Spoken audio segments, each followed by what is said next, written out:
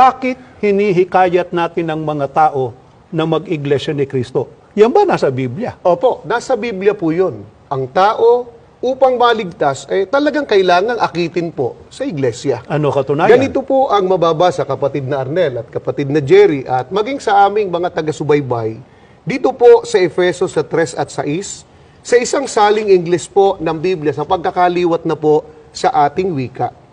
At ito ang lihim, na ang mga hintil ay magkakaroon ng kanilang buong bahagi kasama ng mga Hudyo sa lahat ng mga kayamanang mamanahin ng mga anak ng Diyos.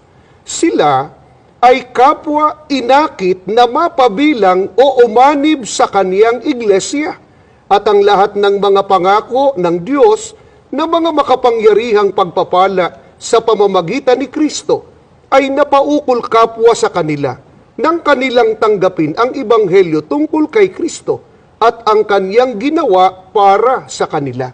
Sa binasa po nating talata po mula sa banal na kasulatan, may binabanggit si Apostol Pablo na kapwa inakit po na mapabilang o umanib sa iglesia. Sino yung Sila mga yun? po ang mga Hudyo at ang mga Hintil. Sa makatwid, hindi pinabayaan ng mga apostol yung mga tao sa panahon nila na manatili doon sa kanilang sariling paniniwala.